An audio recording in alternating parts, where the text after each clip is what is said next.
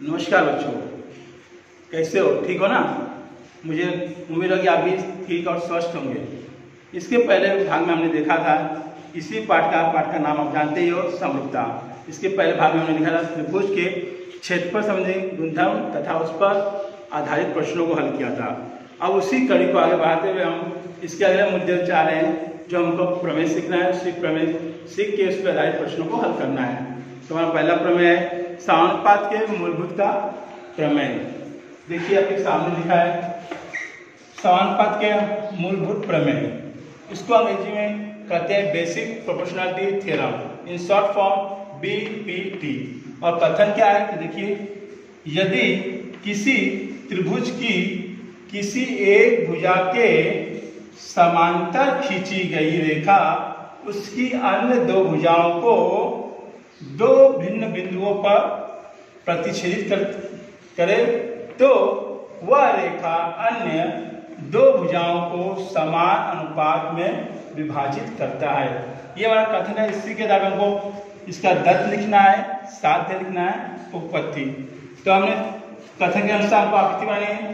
तो किसी त्रिभुज बोला है तो हमने बनाया त्रिभुज ABC, यानी त्रिभुज ABC बना दिया कथन के अनुसार। अब बोला गया दूसरा क्या, एक भुजा के समांतर, यानी त्रिभुज में तीन भुजा दी है। देखिए सामने भुजा AB एक, BC दूसरी, AC तीसरी। मतलब किसी भी एक भुजा के समांतर, यानी हमने भुजा BC की समांतर रेखा L खींच दिया। ये रेखा L भुजा AB और भुजा AC को दो भिन्न बिंदुओं पर प्रतिच्छेद करता है। पहला बिंदु है P, दूसरा बिंदु है Q, और इसी का अनुपात यानी AP/PB बराबर AQ/QC ये विभाजित करता है। ये हमारा कथन था। इसी के आधार पर हमको दत्त साध्य पत्ती लिखना। तो पहले हम दत्त देखते हैं कि दत्त त्रिभुज ABC में रेखा L समांतर भुजा BC, कथन के अनुसार हम लोग चल रहे हैं। और रेखा L यह भुजा AB तथा भुजा बिंदु P तथा बिंदु Q पर प्रतिच्छेदित करती है। ये हमारा दत्त हो गया। अब साध्य क्या करना था कि भुजाओं का अनुपात समान है, तो AP/PB बराबर AQ/QC, ये हमको साध्य करना है। और साध्य करने से पहले हमको कुछ रचना करते हैं। हम रचना लिखे। रचना क्या करना है कि रेख PC तथा रेख BQ खींचिए। अब ये दोनों रेख PC और BQ हमने यहाँ दर्शाया। देखिए गुलाबी अक्षर से रेख PC खींचा है और दूसरा रेख BQ खींचा है। ये हमने रचना कर ली। अब हम उपपत्ति में चलेंगे।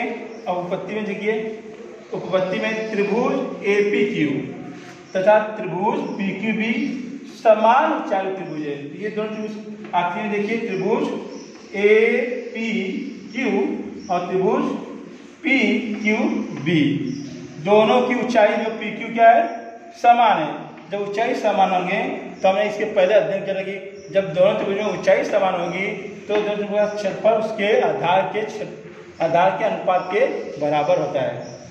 तो जैसे हमने यहाँ लिखा कि एरिया ऑफ त्रिभुज APQ एरिया ऑफ त्रिभुज PQB बराबर आधार क्या उसका है, APQ का AP और PQB का PB।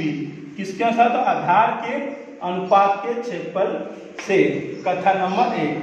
अब उसी प्रकार एरिया ऑफ त्रिभुज APQ एरिया ऑफ त्रिभुज PQC बराबर AQ/QC। इसका ही सेम कारण, क्योंकि दोनों में ऊंचाई समान है तो आधार के अनुपात के क्षेत्रफल से इसको दे दिया हमने कथन नंबर 2। अब कथन 1 और 2 यहाँ दे दिया। अब आगे चलते हैं। तो यहाँ लिखे हमने त्रिभुज PQB तथा त्रिभुज PQC में रेख PQ क्या है, सामान्य आधार है। अब सामान्य आधार कैसे है तो देखिए आकृति में। तो यहाँ देखिए रेख त्रिभुज PQB, त्रिभुज PQB एक हो गया और दूसरा त्रिभुज हो गया PQC। यानी आपको दिखाता मैं दो कलर में। पहला त्रिभुज का PQB, ये एक त्रिभुज हो गया। अब दूसरा त्रिभुज है आपका PQC। तो PQC।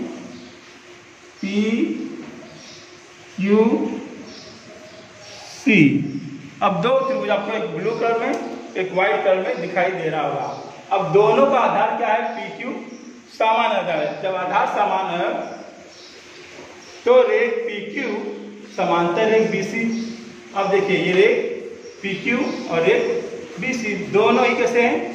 समांतर। जब समांतर है तो इसके बीच की ऊंचाई भी क्या समान होगी?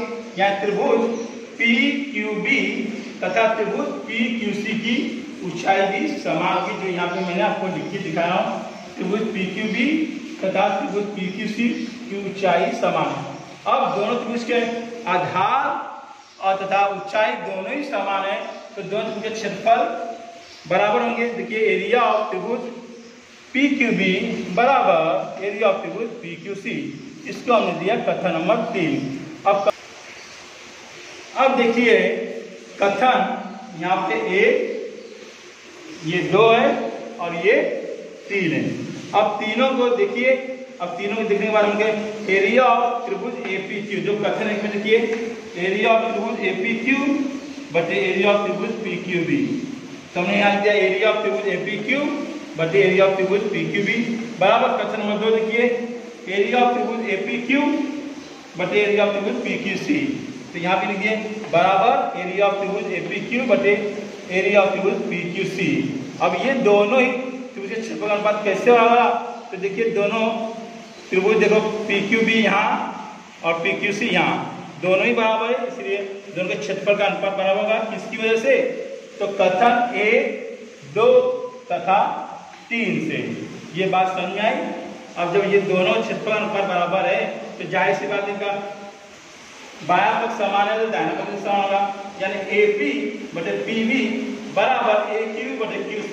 किसके से होगा? तो कथन 1 और 2 के से, जो यहाँ पे हमने लिखा कि AP बटे PB बराबर AQ बटे QC। किसके से वाला? कथन 1 तथा 2 से। ये था हमारा समानुपात के मूलभूत का प्रमेय, जो मैं आपको करके दिखाया हूँ और जाहिर सी बात है आपको समझ में भी आया होगा। अब इसी समानुपात मूलभूत के प्रमेय में एक प्रश्न करूंगा और उसके आधार पर आपको कुछ प्रश्न करने के लिए। प्रश्न देखिए पहला कि त्रिभुज ABC में DE समांतर BC, DB बराबर 5.4 सेंटीमीटर, AD बराबर 1.8 सेंटीमीटर और EC बराबर 7.2 हो तो AE का मान ज्ञात करो। तो सवाल ये था। अब सवाल है तो पहले आप लोग उसकी एक आकृति बना लीजिए, जो मैं आपके सामने आकृति बनाया हूँ त्रिभुज ABC। तो जो एक कथन था त्रिभुज ABC, तो उसके अनुसार आकृति बना लीजिए। अब बोला दूसरा कि DE समांतर BC, यानी BC कहाँ है? यहाँ पर। इसके समांतर कौन आएगा? D। तो हमने D दिखा दिया। अब इसके अनुसार दिए गए जो माप है उसको लिख दिए। तो AD बराबर 1.8, DB बराबर 5.4, AE का मान निकालना है और EC का मान दिया है 7.2। तो हल कैसे करते हो देखिए। हाँ तो देखिए त्रिभुज ABC बराबर हमको क्या दिया है? DE समांतर BC। तो ये DE समांतर BC ये दिया गया है।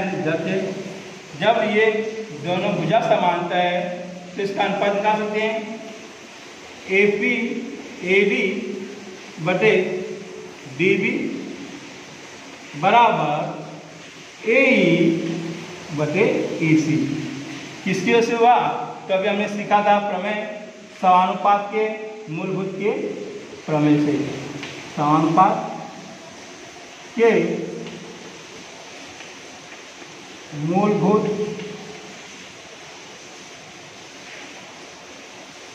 प्रमेय से, यानी त्रिभुज दिया गया होगा उसमें भुजा समांतर दिखाई गई है, तो उसमें अगला क्रम सीधा आपका आया कि भुजाओं का अनुपात लेना है। यानी जो समांतर दिखाई भुजा DE समांतर BC, तो दो भुजाओं बांट रही है AB को AC को दो भागों में।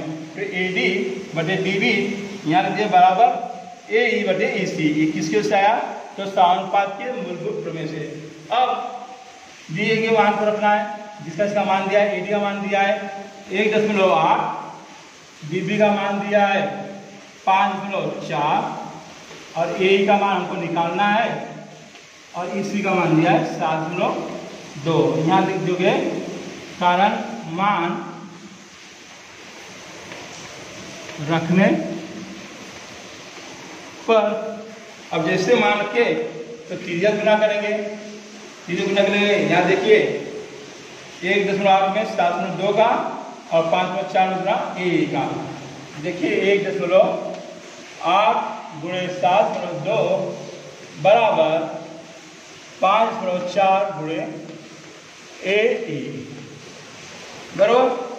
अब 1.8 ऐसे ही रखेंगे 7.2 और ये गुणा है तो इधर लेके आएंगे तो भाग के रूप में हो जाएगा। आई बात समझ में। अब क्या करोगे, एक समय के लिए आप ये भूल जाइए, ये 1.8 है, 5.4 है। अगर भूल जाते हैं तो ये 18 हो जाएगा, ये 54।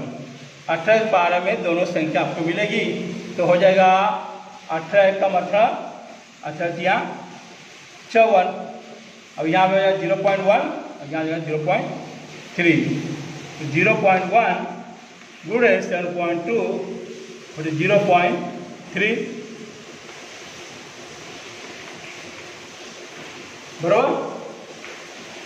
ये ऐसा होगा या 10 में भूल गए होंगे तो सीधी बात हम ऐसे भी लिख सकते हैं कि सीधा हो जाएगा आपका कहानी 1 और 3 10 हट जाएगा, 10 कट गया है।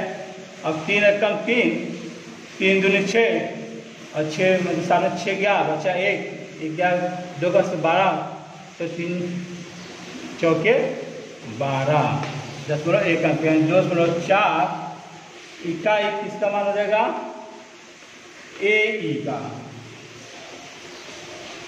इस प्रकार हम लोग लिख सकते हैं ए ई बराबर 2.4 इकाई। एक बार फिर समझ लीजिए, सवाल आपका ये था कि त्रिभुज ABC में D समांतर भुजा BC है, DB बराबर 5.4, AD बराबर 1.8 और EC बराबर 7.2 हो तो AE का मान ज्ञात करो।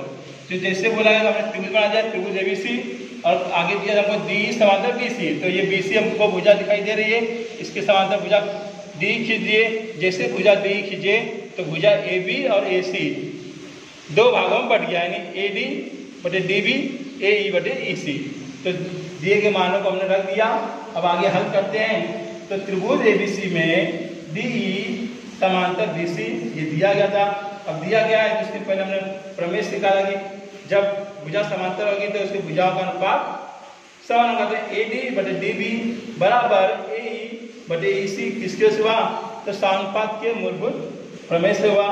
अब दिए गए मान को रखिए, AD का मान था 1.8, DB का मान था 5.4 बराबर AE बटे 7.2 किसकी वजह से, तो मान रखने पर ये हमको प्राप्त हुआ।